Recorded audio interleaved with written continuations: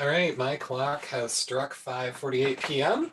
Can someone, maybe Becky, quickly confirm that you can see the giant seventh grade rollout agenda on my screen, that I'm sharing the right one? Perfect. Thank you muchly. All right, so let's talk a little bit. This is new for me at a Giants rollout. I have a brief PowerPoint presentation. Now I'm in two screen mode here, and as always, Zoom just completely vanishes when I'm in there, except for the little bar. If I see something pop up in the chat, I will try my best to grab it so I can address it there. So if you have questions going through this, go right ahead and just unmute and interrupt me. Quick sidebar, we're actually going to record, we're going to take this part of it and take it out of this as well and put it on the actual pacing view, because we've got multiple ways you can slice and dice this particular unit. So I'm going to spend a little bit of time talking about the various ways that you can approach teaching religion in seventh grade Giants. Um, the alternative path, the alternative to the path that Phil and I took was two completely separate units, but we felt that this was way too confusing to have a Unit 5A and a Unit 5B. So we are going to talk a little bit about the justification that we had for handling the unit this way. And we're going to walk you through the two different ways you can choose to teach this unit in future school years. So the first thing to recognize is that while the content expectations for most of seventh grade world geography are sound, there are some major issues that were never resolved for the final publication of the document. This left a very interesting back nine, so to speak, to anyone planning curriculum for a course. The first part of this issue is keeping two really powerful standards on the growth and development of world religions as separate entities that aren't affiliated with any earlier content expectations in each of the existing historical eras. There's some benefit to this, including the ability you have to have some flexibility with how you choose to teach religion. But this same flexibility is also ambiguity to a new teacher that is just setting up their courses for the first time. So take just a second to take a look at those two standards. These are the standards on which this whole unit is structured around. So if you dig into those, you've got major world religions listed, including some that are outside of the time frame of this course. That was, of course, due to some political lobbying during the standards writing period. And then you've got those big long examples may include but are not limited to, which again, this isn't a standards rollout, but we specifically called out examples this time as examples may include but are not limited to for an assessment standpoint, to sort of limit how the Department of Education can assess the standards. They really have to stay focused on this part, and they can't necessarily choose assessment items from what's in the blue without some kind of a prompt. So all of that backstory is part of the reason why some of the seventh grade standards are as messy as they are. So again, you've got things like Sikhism, which does not actually fall in the scope of this particular course, but is included here. You've got Islam, which technically this is a sort of an era 3 standard if you're looking at the schema for coding these things, but Islam is an era 4 idea principle. So this is sort of an issue. So unless you explicitly know to teach these in context throughout the entire course, this could suggest to a brand new teacher that religion is its own separate thing. They may very well be aware that each of these religions sprang up in their own different historical eras, but many of them may not actually recognize that they have the ability to teach the standards in this fashion when it comes to designing their units of study. They don't have to do what we're rolling out to you tonight. You don't have to do a full-blown religion unit. So yeah, we're gonna highlight that flexibility for you here in this part of it. The second major problem is Michigan's Era 4 standards, how we handle Era 4 of world history. Anyone who followed that whole saga of the content expectations knows that the seventh grade Era 4 standards probably went through more changes over time then all of civics and economics combined at the high school level before landing where we landed. You can see we've got this crisis in the classical world Glick, which takes us through the collapse of empires, which was actually already hinted at in the earlier Era 3 standards. Um, and yeah, well, it's clear to go through that section of the world, roughly to 1500, you're missing a lot of key terms in there. In addition, this is where Islam springs up, but you don't see it mentioned at all in the Era 4 standards.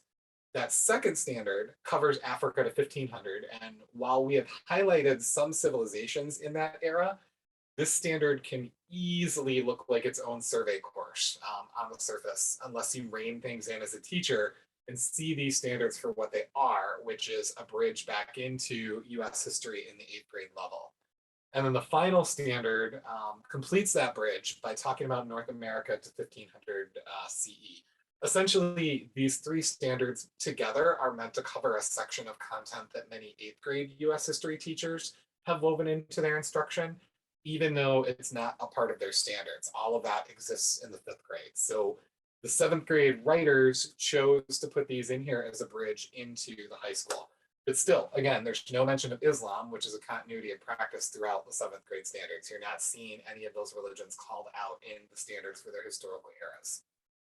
And finally, this is compounded by a third major problem, which is the high school world history standards, which I do not have a screen capture of here, but they do not contain a very robust pathway to cover information that may have been lost in the shuffle. The high school standards begin by talking about some of the religions, but make no effort to bridge back down into the 7th grade and reinforce any learning that may have taken place here. There isn't explicitly missing content, the years line up, and a good historian knows to tackle events that aren't specifically called out in the examples, things like the Renaissance, the Reformation, all that good stuff. And a good set of teachers know to sit down with their counterpart in the other grade to make sure that all of those important topics are covered somewhere. So you've got some sort of map of where to end in 7th grade and where to begin in high school. But again, the setup of our content expectations for those two courses do not mesh as well as the whole US history saga that unfolds between 5th grade, 8th grade, and high school. If you take a look at those standards, there's a really good flow of ideas, and you can see the story and you can see how complete it is. You are sort of, with the way that the 7th grade standards are written, you're sort of left up, that's sort of left up to the imagination. So again, I think the biggest of these problems is that, especially to a brand new teacher, you may not see some of those connections built in some of the earlier units because they may look at the standards and treat it as its own separate thing. So welcome to Unit 5. Phil and I recognized these problems and we did a religion unit anyway. Just kidding, sort of. We recognized this would be a problem, and while we honored the original Giants units configuration that taught a religions unit, we also wanted to spend just a little bit of time via the rollouts with you to ensure that we created a path to teaching religion in context in as logical and friendly a manner as we could possibly muster. It's still going to be a little confusing, hence this part of the video is going to get called out and put specifically on the pacing view on the website. So yeah, welcome to Unit 5 where the rules are made up and the points don't matter. Again, kidding, but you'll notice further down the page on this Unit 5 overview, we've added an important note about Unit 5 where we explain what it is that we have done. So between our last rollout and today, Phil and I have now gone back and provided you two different options for teaching religion while still keeping a quote unquote religion unit option for those of you who prefer that way of doing things. Either way is fine, but we wanted to make sure that we were covering as many bases as possible. So 7th grade has its own little unique thing in two paths. Either way, Unit 5 will cover all of the religions with a lens of trade, as you've already learned about today with Dr. Gershmel. This can be a solid way of delivering this unit if next year you decide to go back and teach each religion in the historical eras in which they appear. And in this configuration, you'll teach all of lesson 1 and all of lesson 2, and you'll conclude with the performance assessment we give you at the end of things. And then poof, congratulations, you're ready for Unit 6. But we have also provided you a full unit here with all of the religions, which at the very least is what you'll need this year. In this configuration, you'll teach all of lessons 1 through 3, and conclude with the performance assessment we give you at the end of things. And then congratulations, you'll be ready for unit 6. Confused? If you are confused, don't worry. We're going to take a little time to go over things with you in this portion of the video. Like I said, is going to go up on its own separate piece. So on the main page, if you scroll over to 7th grade Giants and hover your mouse over and you choose pacing view, this beautiful pacing guide pops up. You always have the option to view the pacing guide for the course. You can also navigate through the course via the pacing view if you prefer. And as you can see, this is set up with a configuration of a full Unit 5 on religion as part of things. But in a nutshell, we've gone back and spliced Lesson 3 of Unit 5 into the appropriate places in previous units with a note, like we'll show you in just a minute. So in the hopes of keeping Unit 3, which covers Era 2 of world history, from becoming a monster unit, the very first thing we're going to recommend to you, if you choose to teach in context religion, is splicing the introduction to the comparative religions chart in Unit 2 of Giants. We'll go over what that means in just a minute. And then when you reach Unit 3 of 7th grade Giants, which covers Era 2 of world history, you will now find that we have spliced in activities in logical places that introduce Hinduism, Judaism, and Buddhism, respectively, throughout the unit. This does, however, increase the length of the unit, and that will not be delineated in the suggested pacing guide. So just be aware of that. You're going to take a chunk of the guide from here and basically splice it into Unit 3, lengthening that, Unit 4, lengthening that, and then this becomes a lot smaller. The next piece in Unit 4 of Giants, which covers Era 3 of world history, you will splice in some of the activities centering around Christianity. And we bring Islam into Unit 5, this unit that we're rolling out tonight. We keep it there in an effort to tie up the bow of religions throughout the course. So once you get to Unit 5, like I said, you're going to weave Islam in like we note, and you'll conclude your religious studies with the same 2 projects, regardless of which configuration you're following. You won't find a traditional assessment in this unit because of the flexibility we built in over how to teach it. So what does this mean for you, the teacher? Have we created some sort of Frankenstein's monster out of the existing units? Will they be confusing to pick through? Will I have to go to 6 different places to get the units I need? All of these are probably valid questions that are circling through your brain after that crazy 10 minutes I just went through there. But first of all, Unit 5, Lesson 3, we start right off with a notes on how to study religion in public, or why we study religion in public schools. This guide, we talk about the specific content expectations that exist here, offer up some other states, for example. I chose some blue states, some red states, and some purple states and their standards, all of whom handle the same content in very similar ways. So if you ever get, because this is the religion, or this is the unit that a lot of people start to get a little nervous when they get to, if you get questioned on why are you teaching this, you have a document from us that sort of gives you some of that rationale and points to other states that have similar standards. So it's not like Michigan arrived at this in a bubble. And then the second thing that you'll see is the splicing guide, in which we attempt to give you all the details you need to pick the path you want going forward. When you hit at the very end of Unit 2, Lesson 3, one of the last things you now have the option of doing, this is a screenshot of Unit 2, Lesson 3 now. This was not here when you went through Unit 2 before.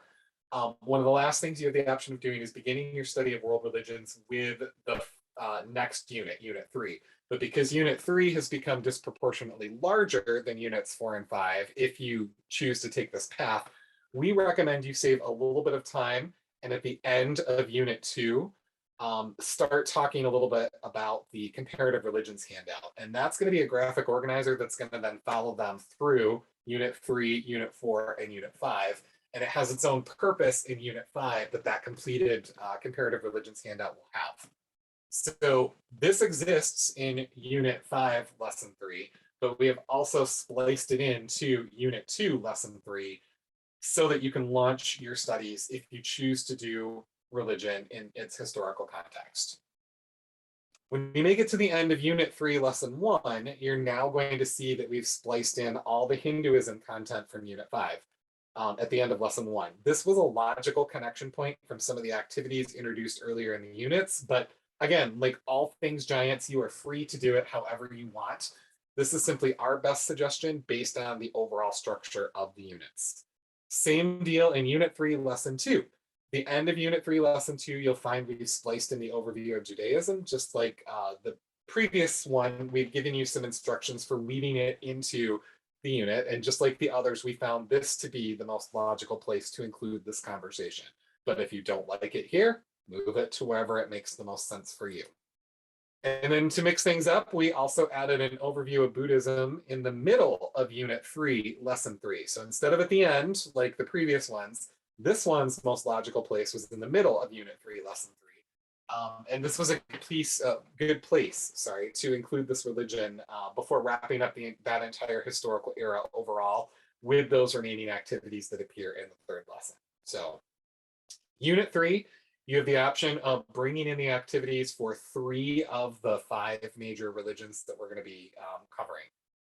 Unit 4, Lesson 2, towards the end of the lesson, but not buried at the very end, we've included our historical overview of Christianity, which emerged in this historical era. In particular, the activities that follow that part on world empires are a really great way to reinforce some of the content they'll learn about in this section. But Phil and I did talk at length about whether this should go before the world empires activity or after. Ultimately, again, like all things giants, do it where it makes the most sense for you. We just gave you the starting point. And that brings us to Unit 5, this unit. And if you're treating the religions as their own separate thing, you still have to introduce Islam. And this, Unit 5, Lesson 2, was the best possible place for it, given that Unit 5 is sort of over Era 4, but also sort of over Era 3. It covers both of those to some degree. Either way, we conclude our analysis of religions in this unit, and Islam is the final part of the assessment for the unit, which we'll talk about later on this evening. So you will find, if you're following this path, you will find at the start of Unit 5, Lesson 2, the yellow splice guide that says, okay, here's where you teach Islam, and here are the activities that you do. So there is no perfect way to teach these standards because the standards themselves, as I've already, kind of showed you, are imperfect. But we wanted to give you the choices to be able to do as many or any of these directions as you see fit. And our hope is that the yellow boxes throughout the earlier units, coupled with the where and when guide I've now sort of summarized, is the best path to doing that.